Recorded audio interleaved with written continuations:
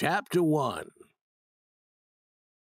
I was born the 30th of November, 1835, in an almost invisible village of Florida, Missouri.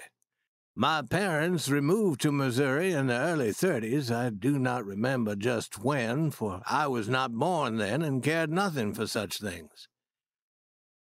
The village contained 100 people, and I increased the population by 1%. It is more than many of the best men in history could have done for a town. There's no record of a person doing as much, not even Shakespeare. But I did it for Florida.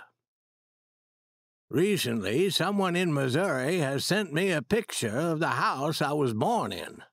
Heretofore, I have always stated that it was a palace, but I shall be more careful now. The village has 2 streets, each a couple of 100 yards long, covered with stiff black mud in wet times, deep dust in dry. Most of the houses were of logs. There were none of brick and none of stone. There was a log church, which was a schoolhouse on weekdays. There were 2 stores in the village. My uncle owned one of them. It was very small, with a few rolls of cloth, a few barrels of salt fish, coffee and sugar, brooms, axes, and other tools here and there. A lot of cheap hats and tin pans strung up from the walls.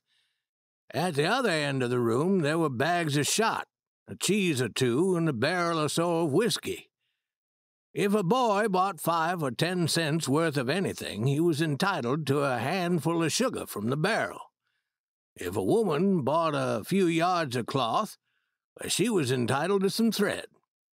If a man bought something, he was at liberty to swallow as big a drink of whiskey as he wanted.